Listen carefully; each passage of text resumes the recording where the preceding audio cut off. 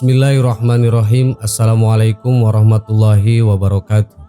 Sahabat yang beriman, ada satu hadis Nabi yang sangat ditakuti kaum Yahudi terjadi di akhir zaman nanti. Ketakutan kaum Yahudi ini menjadi fakta bahwa mereka sebenarnya mengakui kebenaran hadis Nabi Muhammad SAW. Namun demikian, kebanyakan umat Yahudi tetap saja tidak mau beriman. Bahkan kaum Zionis Israel yang mayoritasnya menganut agama Yahudi atau Yudaisme selalu menutupi kebenaran dan melancarkan permusuhan kepada umat Islam. Apa yang terjadi di Gaza, Palestina hari ini menjadi bukti bahwa mereka sangat zalim, kejam dan tidak manusiawi. Hadis yang ditakuti kaum Yahudi ini merupakan salah satu mukjizat Rasulullah karena banyak berita gaib yang beliau sampaikan pada masa beliau atau 14 abad lebih lalu terjadi sesuai kenyataan. Dan yang belum terjadi pasti akan terjadi karena berita yang beliau sampaikan adalah hak atau kebenaran yang berasal dari wahyu Allah. Ini juga menunjukkan kenabian beliau adalah benar.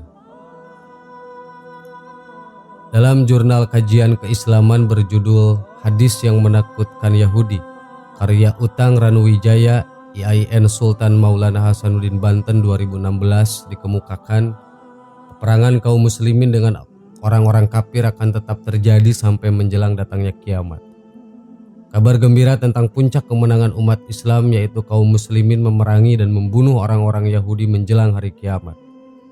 Adapun waktunya yaitu saat kemunculan Dajjal dan turunnya Nabi Isa alaihissalam, Isa bin Maryam. Rasulullah mengabarkan dalam nubuahnya pasukan Yahudi di akhir zaman nanti berada di bawah komando Dajjal, sedangkan kaum muslimin bersama Nabi Isa alaihissalam hingga Dajjal berhasil dibunuh oleh Nabi Isa alaihissalam di kota Lud, Palestina, Syam atau sekarang diduduki oleh Israel. Perang saat itu bukan seperti perang sekarang yang mengandalkan alutsista canggih seperti pesawat tempur, rudal, balistik, dan peralatan elektronik lainnya. Akan tetapi perang kala itu seperti di masa kenabian yang mengandalkan pedang, tombak, kuda, dan kekuatan pasukan. Berikut fakta akhir nasib kaum Yahudi yang akan terjadi di akhir zaman.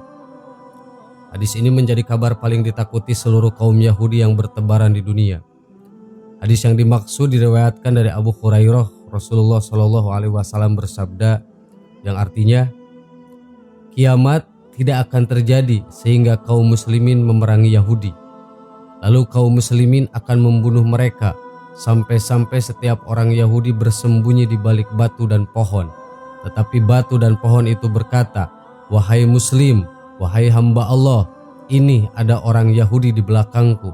Kemarilah dan bunuhlah dia, kecuali pohon Gorgot karena ia adalah pohon Yahudi." Hadis riwayat Al-Bukhari dan Muslim. Israel gencar menanam pohon Gorgot. Pohon apakah Gorgot itu?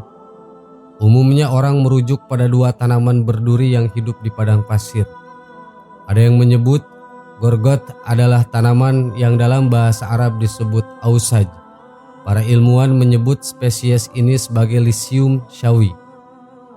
Pohon ini kerap pula disebut dengan istilah boxhorn. Menurut laman milik The Hebrew University of Jerusalem, istilah lainnya adalah Lycium arabicum bois atau Arabian boxthorn. Tanaman ini masuk kategori semak belukar yang tingginya 1 hingga 4 meter. Perdana Menteri Israel, Benyamin Netanyahu, beberapa kali menanam pohon yang kemudian ramai diberitakan sebagai pohon Gorgot.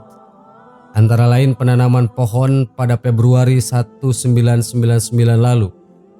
Juga penanaman pohon di beberapa tempat lainnya di beberapa permukiman di wilayah penduduk Israel yang disponsori oleh Jewish National Fund atau JNF. Mengapa Israel menanam boxthorn atau Gorgot lebih daripada pohon-pohon lainnya? Apakah ada alasan spesifik?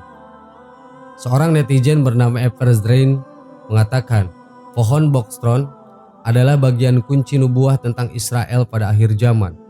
Adalah yang mengatakan karena Israel berpikir bahwa ramalan Islam tentang Israel akan terjadi sehingga lebih baik menanam banyak pohon bongkot, tulis Wallet.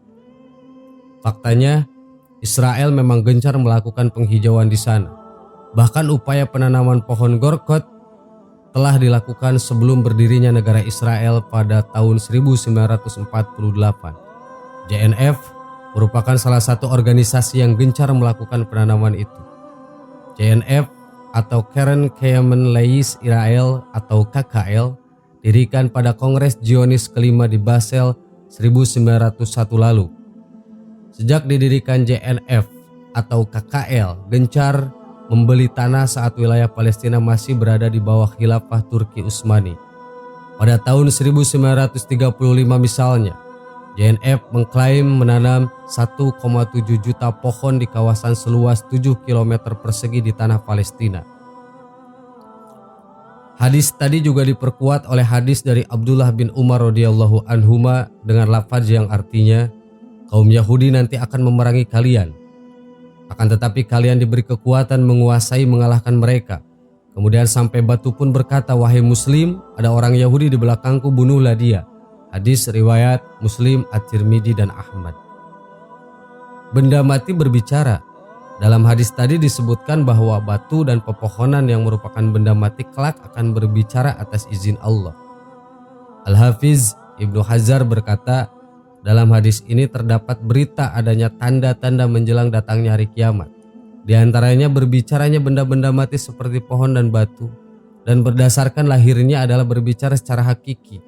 Meskipun ada kemungkinan adanya makna kiasan, maksudnya bersembunyi atau dibalik benda-benda tersebut tidak bermanfaat bagi mereka Yahudi, tetapi makna yang pertama secara lahiriah adalah lebih utama. Kitab Fathul Al-Bari. Dalam hadis Abu Umamah radhiyallahu anhu terdapat kalimat, maka tidak ada satupun ciptaan Allah yang dijadikan tempat persembunyian Yahudi, melainkan Allah jadikan ia berbicara, baik batu, pohon, tembok maupun hewan, kecuali pohon Gorgot.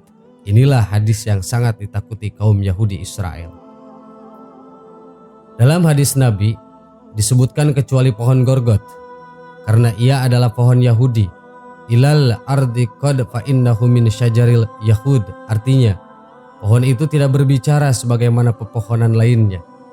Imam An-Nawawi berkata, Gorgot adalah sejenis pohon berduri yang dikenal di negara Baitul Maqdis atau Palestina. Di sanalah Dajjal dan Yahudi akan dibunuh oleh Nabi Isa alaihissalam dan kaum muslimin. Ibnu Al-Asir menerangkan tentang Gorgot adalah sejenis pohon iddah atau pohon besar dan pohon berduri, bentuk tunggalnya Gorgotah. Dalam Al-Mu'jamul Wasit diterangkan, Gorgot adalah pohon yang tingginya antara 1 sampai 3 meter. Tergolong spesies terung-terungan, batang dan dahannya berwarna putih, mirip pohon ausaj dari segi daunnya yang lunak dan dahannya yang berduri. Menurut sebagian muslim yang pernah melihatnya, dari segi bentuk daun, batang dan rantingnya mirip pohon cemara tetapi tidak tinggi, yakni lebih pendek. Pohon Gorgot ini pernah tumbuh di tanah pemakaman Madinah Al-Baqi kemudian ditebang. Pohon Gorgot itu ditebang saat Utsman bin Maz'un radhiyallahu anhum dimakamkan di tempat tersebut. Adapun disandarkan pohon Gorgot sebagai pohon Yahudi yang akan menjadi tempat persembunyian mereka, ini menunjukkan bahwa di antara makhluk Allah, baik benda-benda mati tak bernyawa, ada yang tidak taat kepada perintah Allah dan melakukan hal yang tidak disukai oleh Allah. Sebagai contoh, kisah sebuah batu yang membawa lari pakaian Nabi Musa saat beliau mandi sehingga Musa alaihissalam memukulnya. Kejadian semacam ini tentu sulit dinalar, namun Allah berkehendak atas segala sesuatu dan di dalamnya tentu terdapat hikmah dan pelajaran paling berharga. Sahabat yang beriman, itulah hadis Nabi yang sangat ditakuti oleh kaum Yahudi. Semoga bermanfaat. Assalamualaikum warahmatullahi wabarakatuh.